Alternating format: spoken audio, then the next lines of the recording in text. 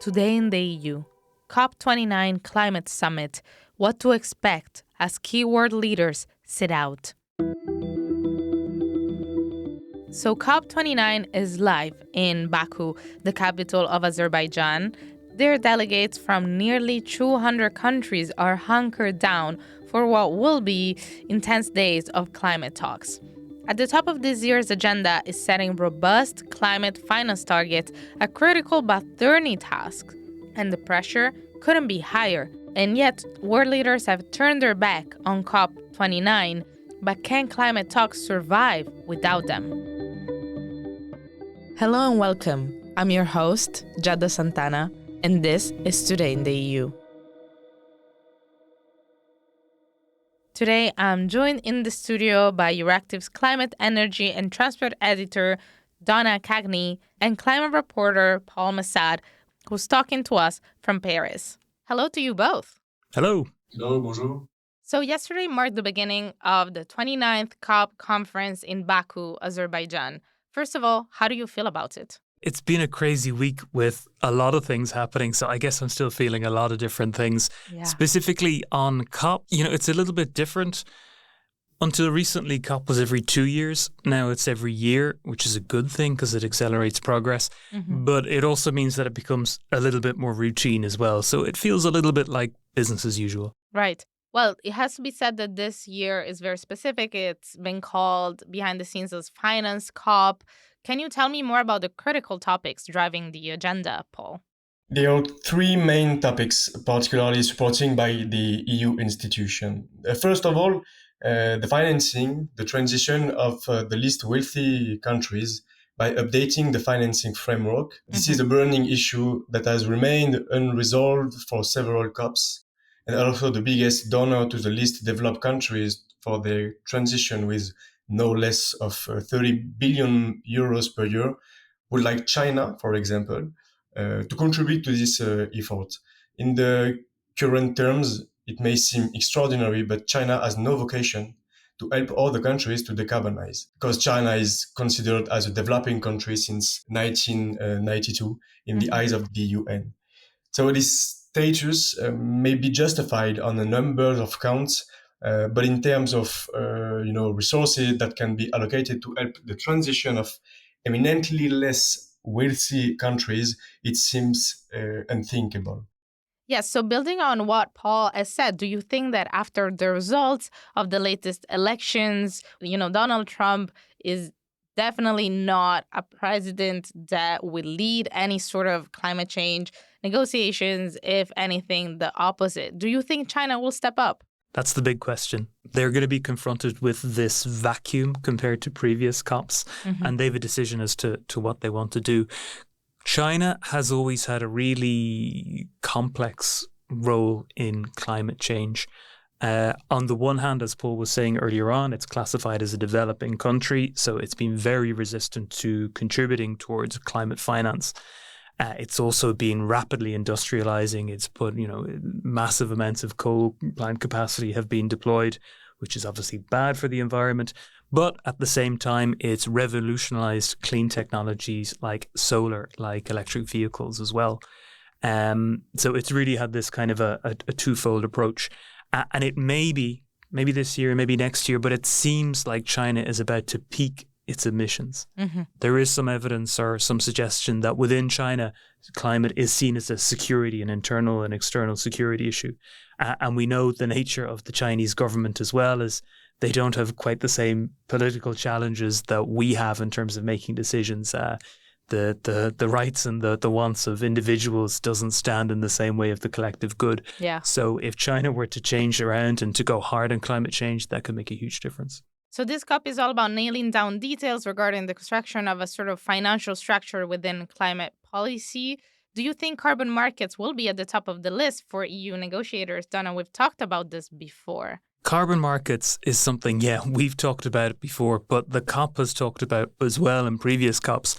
So this is something where there's been high-level principles that have been agreed in the Paris Agreement. And they've spent the last couple of COPs, as you said, trying to nail it down into something more substantial. It gets into the jargon of COP quite a bit, but there's two types of carbon trading. There's Article 6.2 trading, which is really about swapping between countries. And then there's 6.4, which is trading that companies, individuals and countries can do. And I think we've spoken quite a bit about carbon trading before. You know, it could be an extremely powerful way of decarbonizing. Economists love it. It works in Europe with the EU emissions trading scheme, for example, which is widely heralded as a success. But there's also a lot of possibilities for abuse and fraud and double counting, for example. And then you have this fiendishly difficult question as, are you counting something that would have happened already? Right. In an EU context, with the ETS scheme, it works well because you've got this hard absolute cap. Emissions by law need to come down and ultimately to zero. So trading in that context makes sense. In a global context where everybody's made commitments but nothing is binding, it can be very hard to know exactly whether you're actually just moving things around on paper or genuinely making a difference. Maybe just one example of that in Article 6.2 trading, so that's between the countries. There was this case where Switzerland paid Thailand for the emissions associated with Thailand was deploying a fleet of electric buses in Bangkok, I think. And this was widely criticised. The question was, wouldn't that fleet of buses have been deployed anyway? Mm-hmm. Paul, I know that you recently went to a briefing regarding what France's intentions are when it comes to this COP. Can you tell us more? The main thing is to support what the EU wants to do in these COPs. The other things is to be very sure about the fact that the Dubai document, the Dubai files could be implemented in this COP29. The first things that France gave an example of is these things to be sure that we have the end of fossil fuel on all the nationally determined contribution is like a document, so-called NDC, provide every 5 years by the states party on the states of their progress in reducing their emission. So the end of fossil fuel is the first thing that the French Energy Minister office spoke about. Mm-hmm. Indeed, there is a lot of pressure to redetermine NDCs or nationally determined contributions ahead of next year's deadline because, as we've seen in the last UN report, national climate plans fall miles short of what's needed to stop global warming from crippling literally every economy. So can we be optimistic? Do you think that this pressure will be enough to force countries to be more ambitious or not? I don't know. Hopefully we have like in EU leaders like Opke Hoekstra, the climate commissioner. Mm-hmm. On the other way, you have like guys like Donald Trump. The thing is, with those NDCs, you gave to the global economy like a signal about what you are going to do. If China tomorrow said, okay, climate neutrality is something that we really want to do, I think the other country will follow.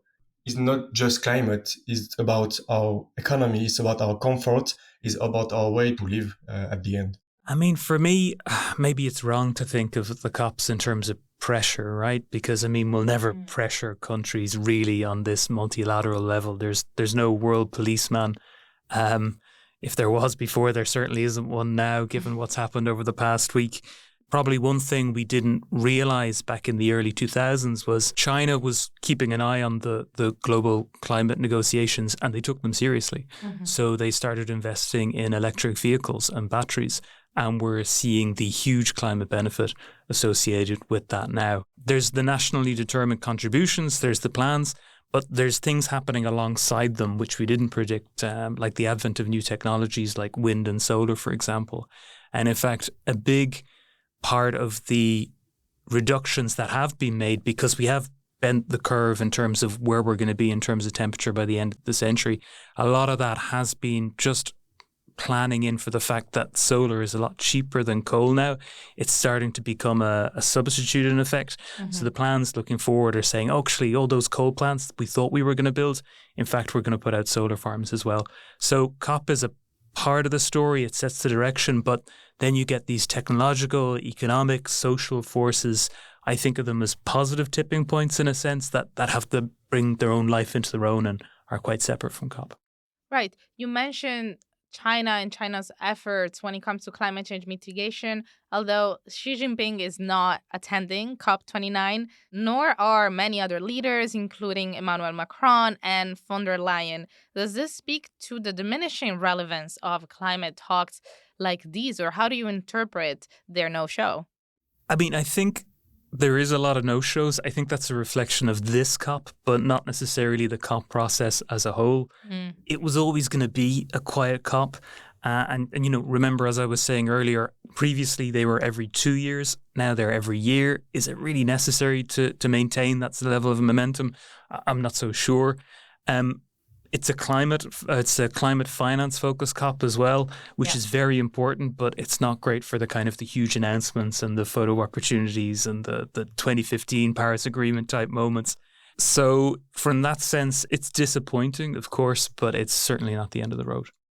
Just to give an example, the French Energy Minister office said to me just before that Agnès Pannier-Runacher, the French Energy Minister, would go to this COP not for the high level segment with all the things with the cameras and other things.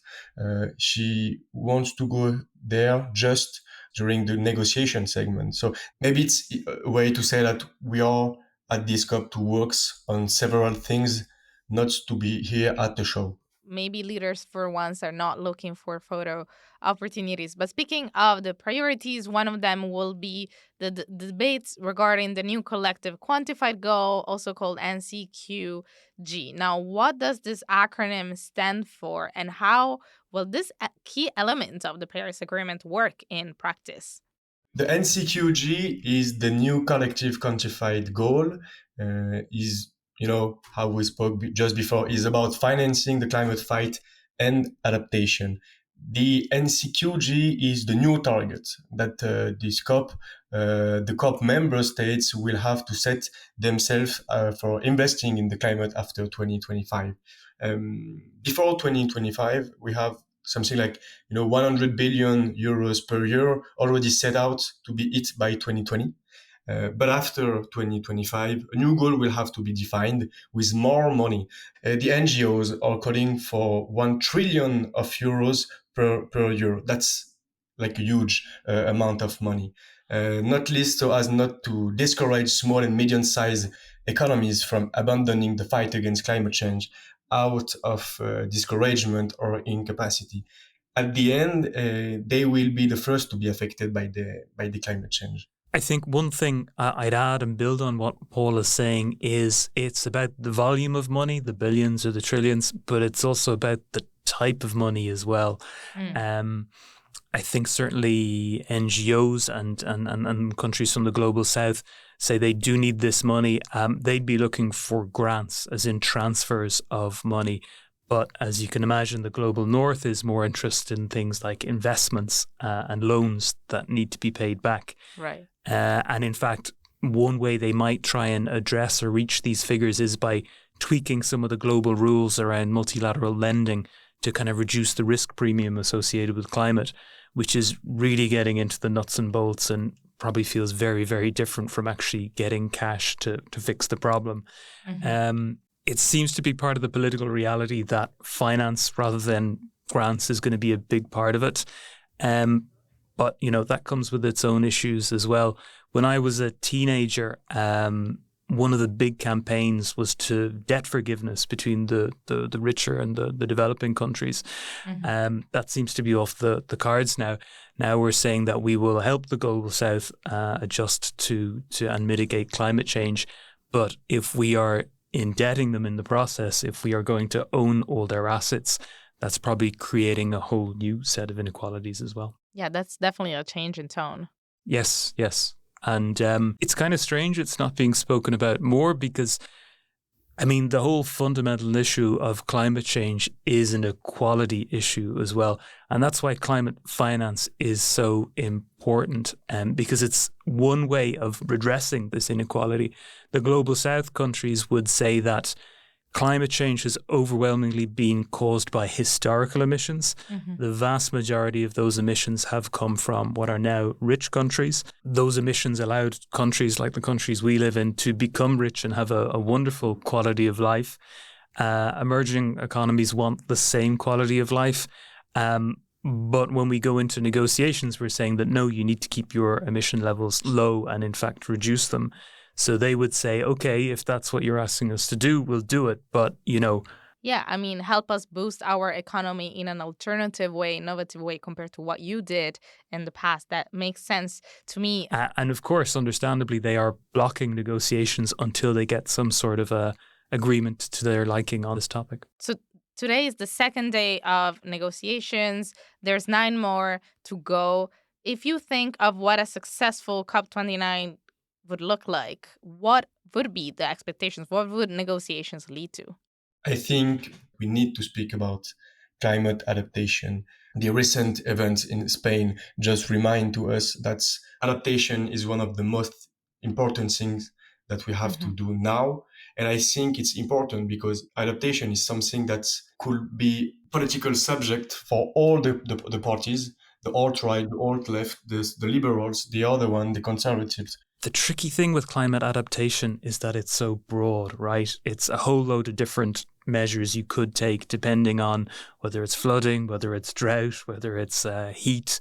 Do you have elderly citizens you need to protect? There's a whole range of different things. And by its nature, a lot of those actions will need to happen at a local level as well. So that makes it tricky. The more positive, if you'd like, aspect to it is that, it's here and now. So politicians know they need to do something and voters are putting pressure on them to do it as well. So I think here in the north, we're going to see a lot more focus on climate adaptation in practice. The question is for those who are affected in the global south. Thank you, Paul, and thank you, Donagh. Thank you. Thanks. I'm Giada Santana, and this was Euractiv's Today in the EU podcast. Visit Euractiv to stay on top of the latest news, sign up for our newsletters, and if you haven't subscribed yet, you can find us on Spotify, Apple Podcasts, or your favorite streaming platform. Don't forget to leave us a star review. It will really help us spread the word about our work. This podcast was produced by Miriam Sainz de Tejada, Charles Cohen, and I.